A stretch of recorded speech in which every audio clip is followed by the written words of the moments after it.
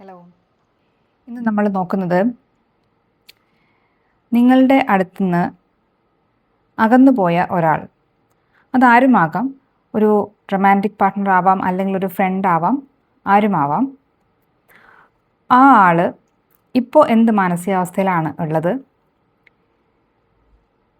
നിങ്ങളും അവരും തമ്മിൽ ഇനിയൊരു റീയൂണിയൻ ഉണ്ടാകുമോ, തുടങ്ങിയ കാര്യങ്ങൾ നമുക്കിന്ന് ചെക്ക് ചെയ്യാം. ഞാൻ എടുത്തു പറയുന്നു, ഇത് റൊമാൻറ്റിക് പാർട്ട്നേഴ്സിന് വേണ്ടി മാത്രമുള്ളതല്ല. ഈവൻ ഫ്രണ്ട്സിനോ റിലേറ്റീവ്സിനോ ആർക്ക് വേണ്ടി വേണമെങ്കിലും ആവാം. നിങ്ങൾ ആ വ്യക്തിയെ മനസ്സിൽ ഒന്ന് വിചാരിക്കുക. 2-3 ഡീപ്പ് ബ്രെത്ത് എടുക്കുക. ആ ആളുടെ മുഖം മനസ്സിൽ സങ്കല്പിക്കുക. അവർക്കിപ്പോൾ നിങ്ങളോടുള്ള ആറ്റിറ്റ്യൂഡ് എന്തായിരിക്കും എന്ന് ഒന്ന് ചിന്തിക്കുക. നമുക്ക് നോക്കാം. ആ വ്യക്തി ഇപ്പോഴും ഒരു ഈഗോ മൈൻഡ് സെറ്റിൽ നിൽക്കുന്നതായിട്ടാണ് എനിക്ക് കാണാൻ കഴിയുന്നത്. അവരുടെ മനസ്സിൽ ഇപ്പോഴും നിങ്ങളോട് കുറച്ച് പിണക്കവും ദേഷ്യവും ഒക്കെ ഉണ്ട്.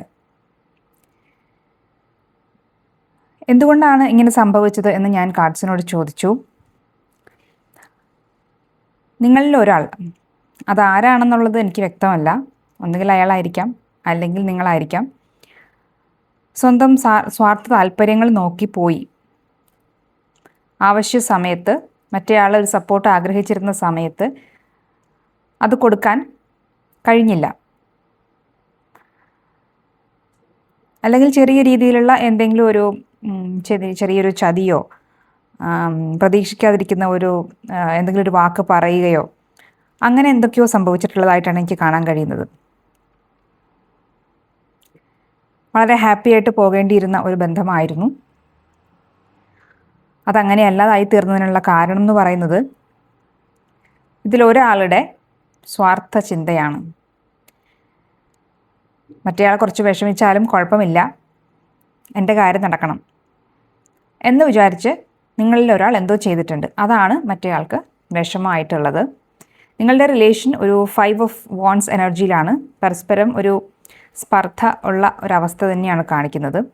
നിങ്ങൾക്ക് ഇപ്പോൾ ഒരു പേജ് ഓഫ് കപ്സ് എനർജിയാണ്.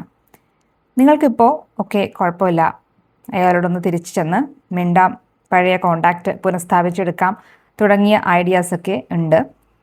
പക്ഷേ ആ ആൾ ഇപ്പോഴും ഈഗോ മൈൻഡ് സെറ്റിൽ തന്നെയാണ് ഉള്ളത്. എന്നാലും എന്നോട് അങ്ങനെ ചെയ്തല്ലോ, എന്നാലും എനിക്കങ്ങനെ സംഭവിച്ചല്ലോ, അതല്ല എങ്കിൽ എനിക്ക് ഇന്ന വ്യക്തിയോട് ഇങ്ങനെ പെരുമാറേണ്ടി വന്നല്ലോ തുടങ്ങിയ നെഗറ്റീവ് ഫീലിങ്സിലാണ് ആളുള്ളത്. ഇനി ഈ ബന്ധം നമുക്ക് തുടർന്നു കൊണ്ടുപോകാൻ സാധിക്കുമോ എന്ന് ഞാൻ കാർഡ്സിനോട് ചോദിച്ചപ്പോൾ തീർച്ചയായിട്ടും അതിനുള്ള ഒരു ചാൻസ് ഉണ്ട് എന്ന് തന്നെയാണ് കാർഡ്സ് പറഞ്ഞത്. എങ്ങനെയാണ് നിങ്ങൾക്ക് അത് പുനഃസ്ഥാപിക്കാൻ സാധിക്കുക എന്ന് ചോദിക്കുമ്പോൾ 8 ഓഫ് വാണ്ട്സ് ആണ്. കമ്മ്യൂണിക്കേറ്റ് ചെയ്യുക. ഫോൺ ചെയ്യാൻ സാധിക്കുമെങ്കിൽ ഫോൺ ചെയ്യുക, അല്ലെങ്കിൽ ഒരു മെസ്സേജ് അയയ്ക്കുക. എങ്ങനെയെങ്കിലും കോണ്ടാക്റ്റ് നിങ്ങൾക്ക് പുനഃസ്ഥാപിക്കാൻ സാധിക്കും.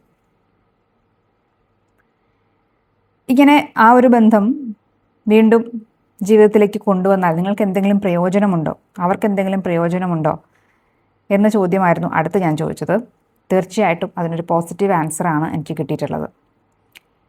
ഏസ് ഓഫ് സ്വേർഡ്സും ഞാനൊരു ക്ലാരിറ്റിക്ക് വേണ്ടിയിട്ട് ഒരു കാർഡ് കൂടി പുള്ളി ചെയ്തിരുന്നു. അത് ഏസ് ഓഫ് കപ്സ് ആണ് കിട്ടിയത്. A new beginning. നിങ്ങൾ ആ വ്യക്തിയോട് വീണ്ടും പോയി കോണ്ടാക്റ്റിലാവുകയാണെന്നുണ്ടെങ്കിൽ നിങ്ങൾക്ക് പുതിയ എന്തോ ഒരു ആശയം, പുതിയ എന്തോ ഒരു സംരംഭമോ, പുതിയ എന്തോ ഒരു കാര്യം തുടങ്ങി വയ്ക്കാനുള്ള ഒരു പോസിറ്റീവ് സൈൻ ആയിട്ടാണ് ഇവിടെ കാണുന്നത്. A new beginning is coming. നിങ്ങൾ ആ കോണ്ടാക്റ്റ് പുനഃസ്ഥാപിക്കുകയാണെങ്കിൽ ഒരു വേൾഡ് കാർഡ് കൂടി വന്നിട്ടുണ്ട്. ഒരു 6 മാസത്തിനുള്ളിൽ നിങ്ങൾക്ക് പോസിറ്റീവായിട്ടുള്ള എന്തൊക്കെയോ ചേഞ്ചസ് ആണ് ആ റിലേഷനിൽ വരാൻ ഉള്ളത്. ആ റിലേഷൻ വഴി നിങ്ങൾക്ക് വരാനുള്ളത് പോസിറ്റീവായ എന്തൊക്കെയോ ഒന്നാണ്.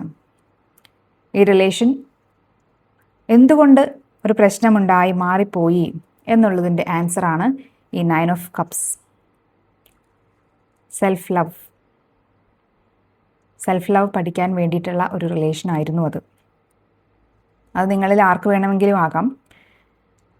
എന്നെ വേദനിപ്പിച്ചവർ എൻ്റെ ലൈഫിൽ ഇല്ലെങ്കിലും സാരമില്ല, ഞാനുണ്ടല്ലോ, എനിക്ക് ഞാൻ മതി എന്ന് ചിന്തിക്കാനായിട്ട് നിങ്ങളിൽ ഒരാൾക്ക് പ്രേരകമായിട്ടുള്ളത് ആ ഒരു ബ്രേക്കപ്പാണ്.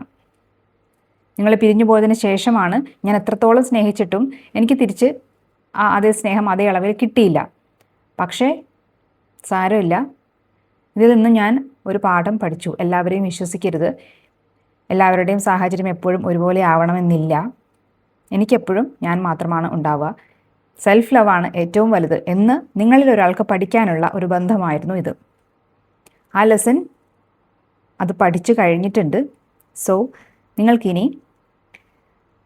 വീണ്ടും ആ ആളെ കോണ്ടാക്റ്റ് ചെയ്യാവുന്നതാണ്.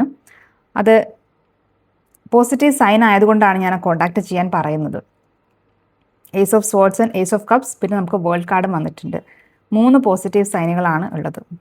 അതുകൊണ്ട് തീർച്ചയായിട്ടും ആ relation it was മെന്റ് for you. നിങ്ങൾക്ക് തീർച്ചയായിട്ടും ആ വ്യക്തിയോട് വീണ്ടും സംസാരിക്കാം. എന്തൊക്കെയോ പുതിയ കാര്യങ്ങൾ ലൈഫിലേക്ക് വരാനിരിക്കുന്നുണ്ട്. അത് പോസിറ്റീവായ നല്ല കാര്യങ്ങളാണെന്ന് തന്നെയാണ് കാർഡ്സിൽ കാണുന്നത്. So good luck. ഇത് നിങ്ങളൊരു സൈനായിട്ട് എടുക്കുക. ആളെ കോണ്ടാക്റ്റ് ചെയ്യുക, സംസാരിക്കുക. ഓക്കെ, അവരുടെ ഭാഗത്തു നിന്ന് ഒരു പക്ഷേ നെഗറ്റീവ് ആയിട്ടുള്ളൊരു മറുപടിയാണ് കിട്ടുന്നതെങ്കിൽ പോലും നിങ്ങളുടെ ഭാഗത്തു നിന്ന് ചെയ്യാനുള്ളത് നിങ്ങൾ ചെയ്യുക. ക്ലിയർ ആക്കുക, മൈൻഡ് കാമാക്കി സൂക്ഷിക്കുക. Okay, thank you every one. മറ്റൊരു വീഡിയോയുമായിട്ട് വീണ്ടും കാണാം. ബൈ.